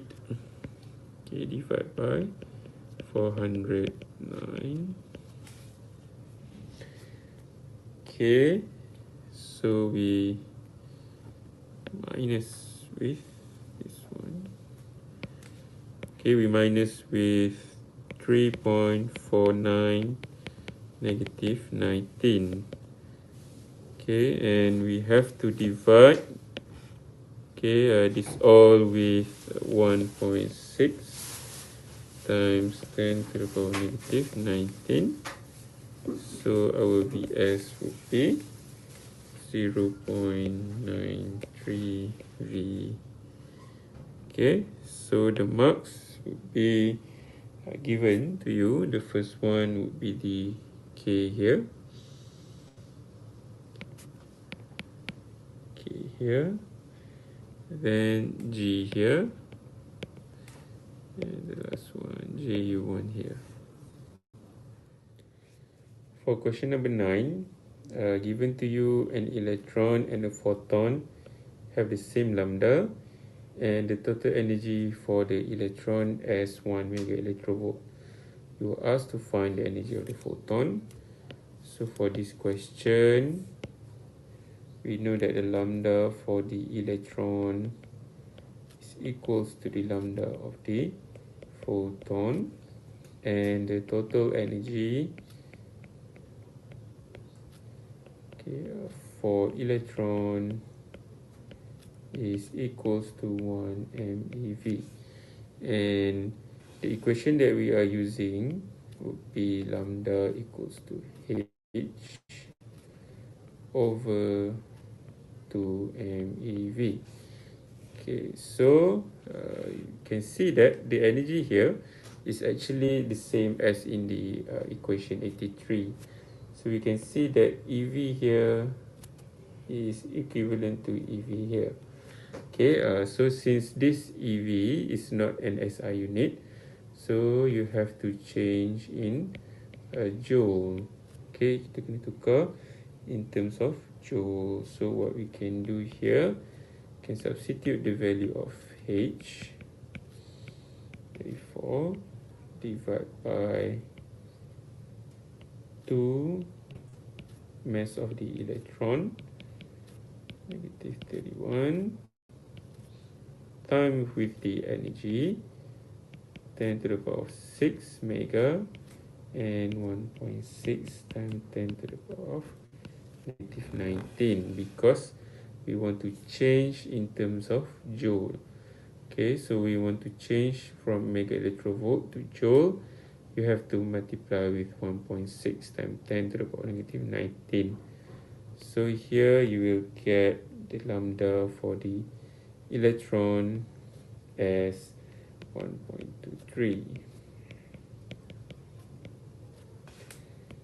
Okay, since we know that the lambda for electron and photon is the same, so since photon is not a particle, photon is a EM radiation, so we can find the energy of the photon from the equation of 80 here. Okay, E equals to HC over lambda, because we have lambda here.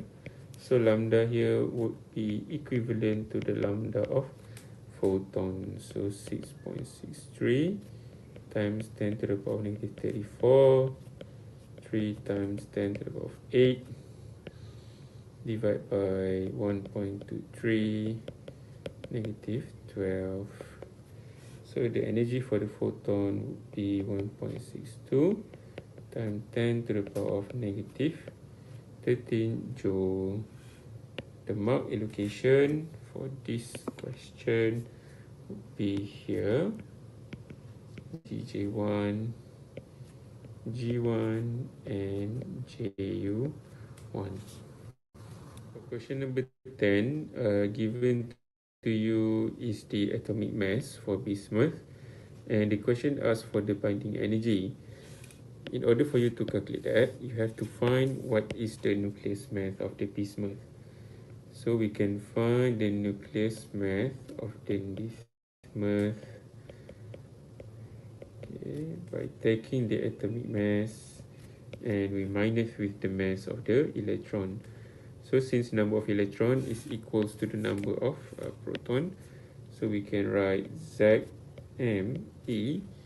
Okay, so from the constant table, you can find the mass of the electron in terms of atomic mass number U, because your atomic mass here is in terms of U, so it is easier, okay, for you to use the value given. So Z is 83 times with the mass of the electron as 5.49 times 10 negative 4. Okay, so you will get the mass of the nucleus as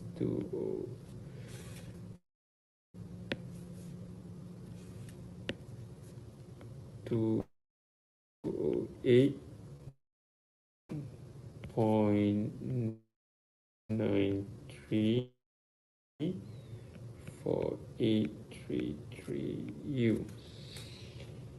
Okay, so we want to find the binding energy, so we can use the equation here. Okay, equation 87. Okay, so delta M equals Z.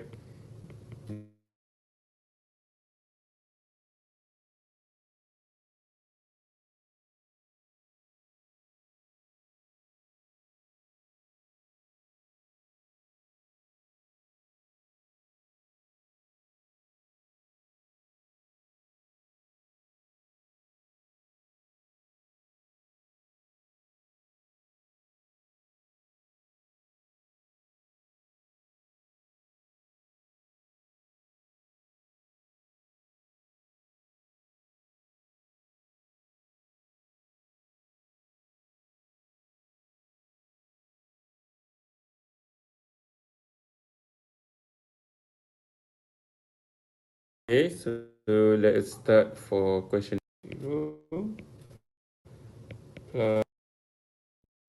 You can find the photon would be equal. The mark allocation for this question would be here. GJ1, G1 atomic mass, and we minus with the mass of the electron. So since number of electron is equals to the number of protons, so we can write ZME.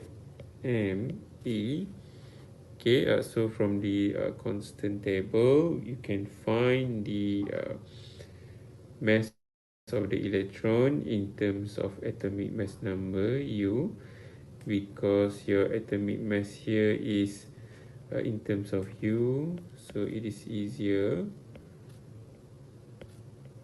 okay, for you to use the value given. So Z is 83 time with the mass of the electron as 5.49 times 10 negative 4. Okay, so you will get the mass of the nucleus as 208.93 1.34833U. Okay, so we want to find the binding energy, so we can use the equation here. Okay, equation 87. Okay, so delta M equals to Z P plus N minus M of the nucleus. Right, so you will get 83 times with 1.317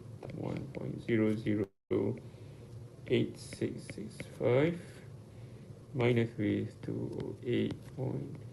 208.934833. So your delta M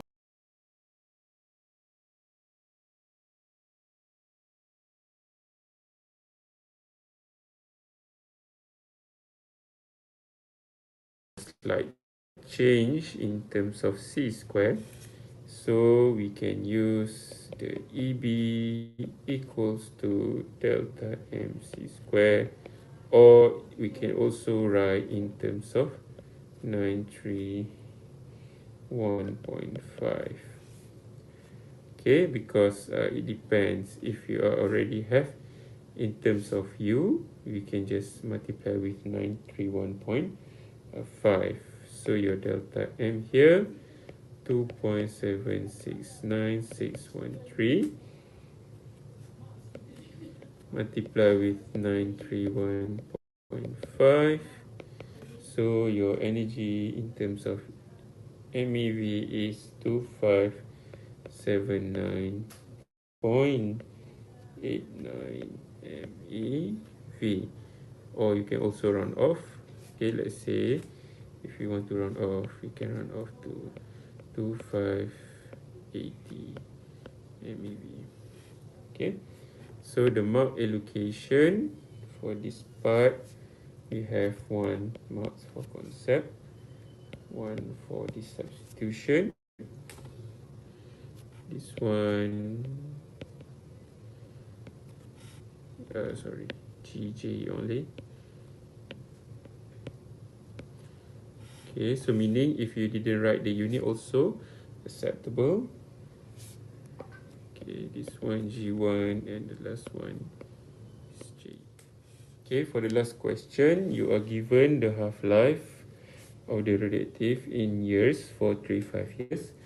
The question asks you how long, okay, which is time. Okay, for the activity to reduce from 4.2 Curie to 0.16 Curie. Okay, so in this case, we are using the equation number 91 and 92 here. Okay, so we can take the value given. T half is 435 years and E naught is 4.2 Curie. A is 0.16 CR. Okay, so we take the equation 91. A naught E lambda T. Okay, and we have here half-life, so we can substitute in the this upper part here. Okay, for our lambda, because we didn't have lambda, but we can use equation 92 here, okay, to relate with the half-life. Okay, so do we need to change our activity? Okay, so since A and A naught is in the same unit, so we didn't have to change in the SI unit, which is becquerel. So we can just use COI because we will take ratio. So we just substitute the value 4.2 E negative ln 2 over half-life times with T. So you will get, okay, we can rewrite in a better way. So E ln 2 over 435 times T, and you will get T as 2050.7 years. So as you can see, if we don't have to change the time or the half-life in second or in other units, because the question doesn't ask you in particular units, so we can just leave the answer in terms of years. Okay, so the answer or the marking, the mark here is given as for here G1 and also JU1. Okay, so that's all.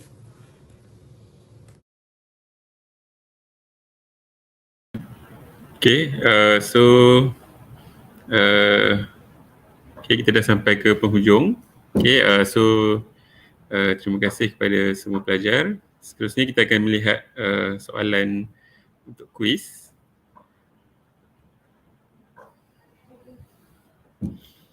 Okay, so berkenaan soalan kuis, okay, which chapter is question for number 7? Okay, so chapter number 7, question number 7 related to which chapter? Okay, in SEM 2 lah for physics. Okay, so kepada pelajar semua, sila tuliskan nama, kelas dan jawapan di ruangan chat box lah. Okay, kita akan pilih 2 orang juga. Okay, untuk yang kuis yang ni lah. Okay, so kuis ni mudah saja. Okay, so boleh cepat-cepat. Okay, kita akan ada sediakan sedikit hadiah lah.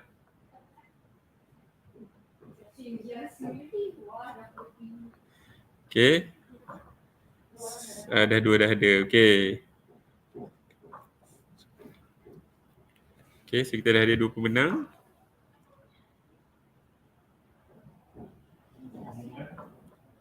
Okay, so pemenang pertama Dania Farhan, okay, daripada Praktikum H5T3A, Physical Optik, chapter 8, dan juga Cheng Jia Zui, okay, daripada Praktikum H1T3A. Okay, so tahniah lah diucapkan. Okay, okay. Kita bermurah hati hari ni, okay, sebab Hari Raya. Okay, so kita tambah lagi seorang pemenang. So Goh Yan Han, okay, so tahniah daripada Praktikal F3T4B. Okay, so congratulations to 3 of you, 6 of you lah, okay, total. Okay, so nanti you boleh claim lah hadiah, kita akan contact you. Okay, so terima kasih kerana bersama dengan okay, pensyarah fizik, okay, untuk ulang kaji lah Bengkel. Okay, so terima kasih.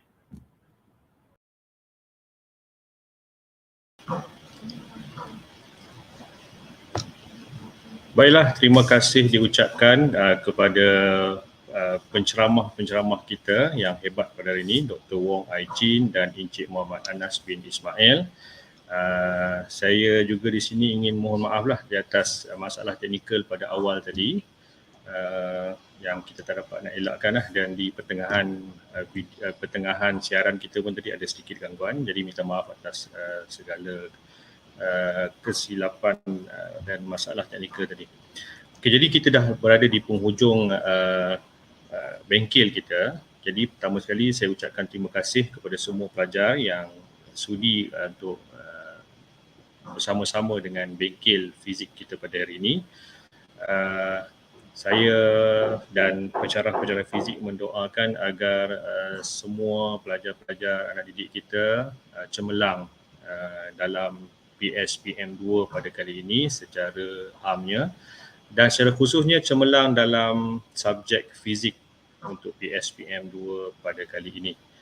Jadi besar harapan kita, harapan pensyarah, harapan pelajar-pelajar sendiri untuk kita bagi yang terbaik. Untuk PSPM kali ini, kita beri yang terbaik dengan baki masa yang sedikit yang kita ada ni, kita cuba usaha, kita buat yang terbaik, kita jumpa pensyarah jika ada masalah, banyakkan buat latihan, jaga kesihatan, jaga diri masing-masing. Semoga persediaan kita semasa hari kejadian, itu semasa hari peperiksaan tu, kita dapat bersedia secara 100% lah tahap kesediaan kita. Jadi kami di unit fizik ingin mengucapkan terima kasih di atas kesudian semua pelajar yang menyertai bengkel ini, dan kami juga memohon maaf sekali lagi di atas segala kesilapan dan masalah teknikal yang berlaku. Semoga kita akan bertemu lagi di lain waktu, di lain medium, dan semoga berjaya semua. That's all. Thank you.